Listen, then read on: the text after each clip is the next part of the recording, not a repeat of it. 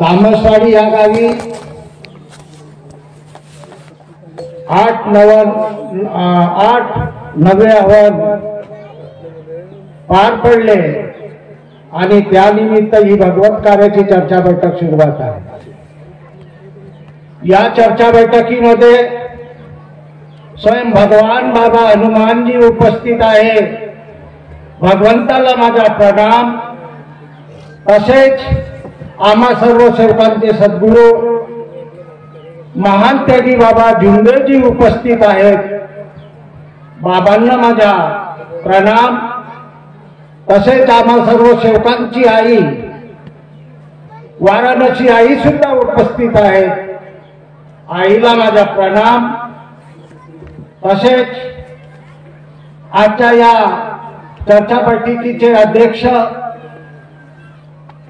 आणि चारगाव या गावचे मार्गदर्शक ज्ञानेश्वरजी गद्रे भाऊ हे सुद्धा उपस्थित आहे।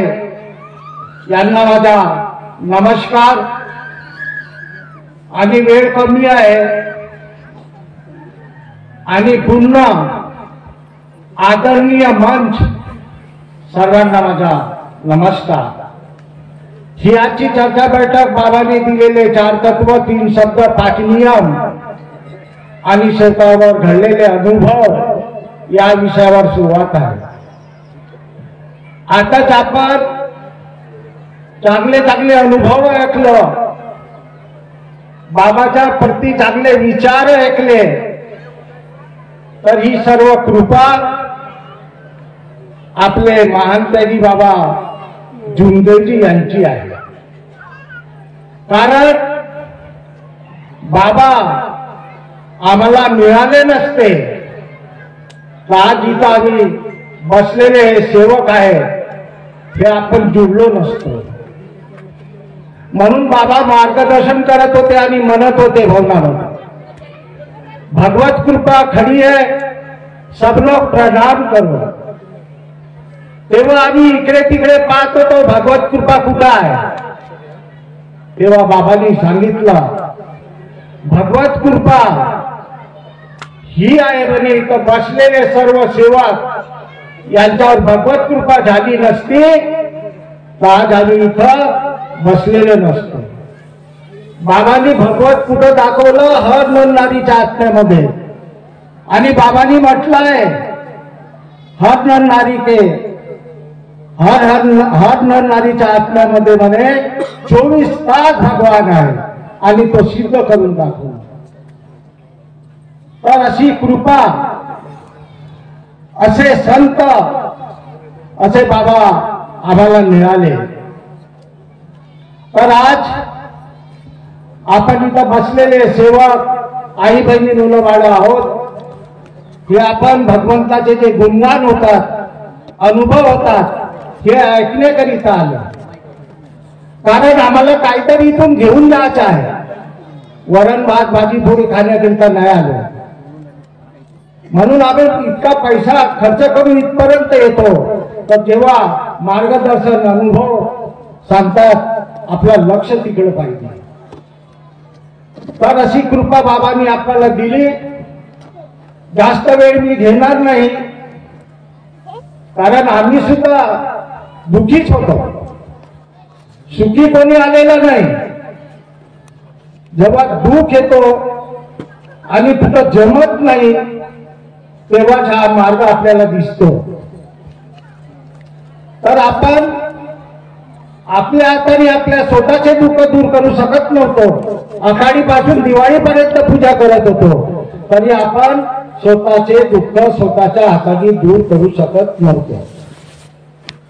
पण बाबांनी असं भगवत दिलं, असं भगवान दिलं की आता आम्हाला कोणाची गरज नाही। जादू कोणा यांच्याकडे जाण्याची गरज नाही, कोणत्या संत महासंत यांच्याकडे जाण्याची गरज नाही।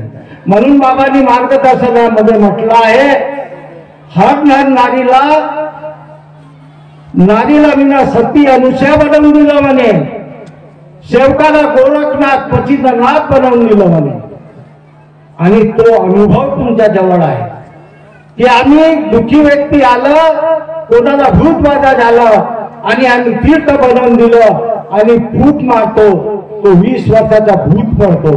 हा अनुभव म्हणून बाबांनी म्हटलं माझा सेवक गोरखनाथ मच्छिंद्रनाथ पेक्षा कमी नाही आणि या मार्गाची बाई सती अनुसयापेक्षा कमी नाही. परंतु केव्हा की जेव्हा आम्ही बाबांनी आपल्याला 4 तत्व 3 शब्द 5 नियम दिले याच्या पालन जोपर्यंत करणार नाही सेवक गोरखनाथ मच्छिंद्रनाथ बनू शकणार नाही, बाई सती अनुसया बनू शकणार नाही. ते तत्व शब्द नियम दिले हे वाचण्याकरता मी नाही दिलं. सकाळची विनंती म्हटलं तर माझं काम संपलं, सायंकाळची प्रार्थना म्हटलं तर माझं काम संपलं असं नाही. हे आचरणात आणायचं आहे आणि आपल्याकरता दिलं असं संत जगामध्ये मिळणार नाही. बाबांनी आपल्यापर्यंत बोलवलंच नाही. तर एक अनुभव सांगतो थोडक्यात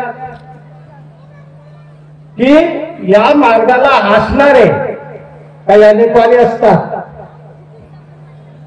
तर आमच्या शेजारी बाजीरावजी माठे यांचे युवाई राहतात.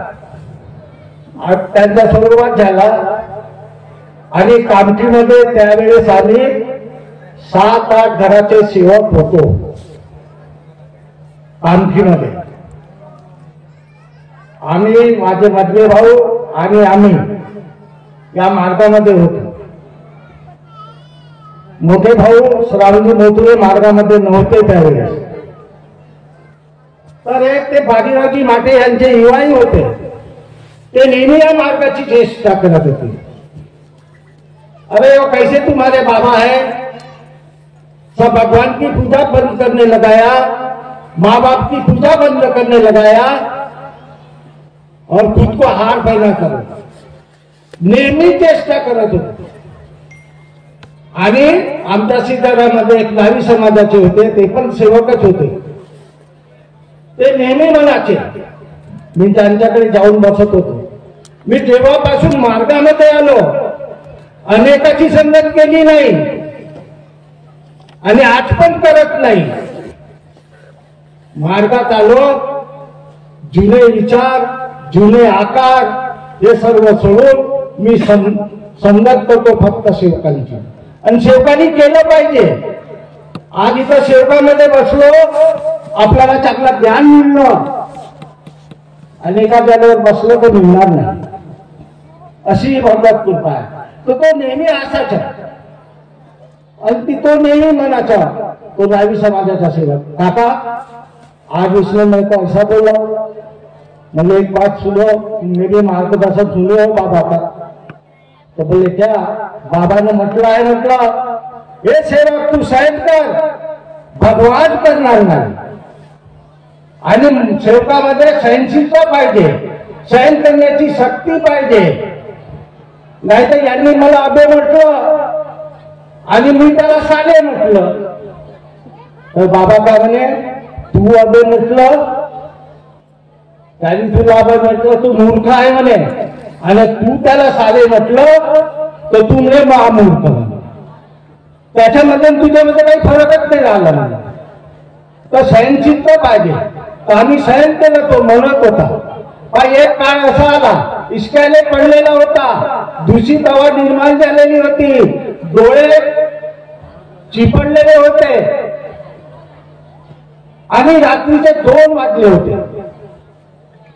जे हसत होते या मार्गावर चेष्टा करत होते त्याच्या नातवाची प्रकृती बिघडली आणि रात्री 2 वाजता आमची एकच छप्पर होती आणि तो घडीच्या दरवाजानंतर पटाचं राहते तो दार होती. तर त्या मुलाची आजी आपल्या नातवाला घेऊन माझ्या दारात आली. तेव्हा दार ठोकलं जोरात. बोले एवढा रात्री कोण आला आपल्याकडे, आणि बाहेर निघालो, दार फुडलो, डोळ्याची पाणी भरले. बापूजी म्हणे माझ्या नातवाला वाचवा म्हणे. मी म्हणलं हा कसा प्रसंग आला बाबा, हा कसा प्रसंग आला, तुमच्या सेवकाची ही परीक्षा आहे. त्या मुलाची जी पाय निघालेली होती डोळे वर चढलेले होते. त्याच्या आजीने त्या फोटोला, त्या मुलाला फोटोच्या समोर ठेवलं. आपल्या दादानी तिथे लाट राहत होती, बाबा माझ्या नातवाला वाचवा. तेव्हा मी बसलो आणि माझी वहिनी होती. वहिनी म्हटलं एका गिलासामध्ये पाणी आणा. आणि मी तिथं गिलास घेतलं आणि भगवंताला सांगितलं, आपण भूत मारतो, भूत पडते तर आपण पडवणारे कोणी नाही, पडवणारा भगवान आहे. आपली काही ताकद नाही. आपली ताकद राहिली असती आपण या मार्गामध्ये नाही आलो असतो. तर भगवंताला सांगितलं, भगवान बाबा हनुमानजी तसेच मानते की बाबा चिंबेजी, या मुलाचे आजोबा या मार्गाची नेहमी चेष्टा करत होते. ही त्याची महान चूक झाली. या चुकीची त्याला क्षमा करा आणि मी फूट मारण्यास, तीर्थ बनवण्याचे एक निमित्त कारण आहे. तुम्हाला काय घडवायचे आहे ते तुम्ही घडवा. पण कसा भगवान आहे, अनेकाचे बी दुःख दूर करतो, त्याला बी क्षमा करतो. असा आपला भगवान आहे, असे आपले बाबा आहे. आणि 11 वेळा फूट मारली आणि तो तीर्थ त्या मुलाच्या डोळ्यावर शिंकलं. आणि ती दातकुळी सुद्धा बसलेली होती. चम्मच घेतलं आणि त्या तोंडामध्ये तीर्थ टाकला. बाबांनी सांगितलं, माझ्या भगवंतामध्ये एवढं करंट आहे म्हणे, बटन दाबा लाईट चालू होते, तशा प्रकारे फूट मारा म्हणे भूत पडते. तो अनुभव मी पाहिला, स्वतःचाच अनुभव. आणि तो मारला. तो मुलगा 5 मिनिटांमध्ये उसळून बसलं. मी त्याला विचारलं, का रे भिक्की, का झालं? काही नाही. कारण ते मुलगा काही नाही. तर असा भगवान आहे. म्हणून आपल्यामध्ये अनेकांनी काही चेष्टा केली, त्याच्यासोबत आपल्याला भांडण करायची गरज नाही.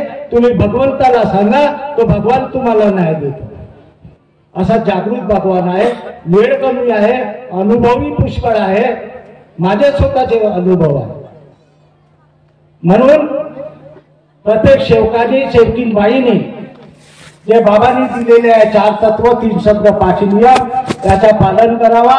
मी सुद्धा करीन. आणि माझ्या बोलण्यामध्ये काही भूलचूक झाली असेल तर भगवान बाबा हनुमानजी क्षमा करतील, महान त्यागी बाबा चिंबेजी क्षमा करतील. आणि आजच्या चर्चा बैठकीचे अध्यक्ष आणि इथं बसलेले माझे ज्येष्ठ सेवक आई बहिणी मुलं क्षमा करतील. इतकेच बोलून मी आपले 2 शब्द पूर्ण करते. नमस्कार.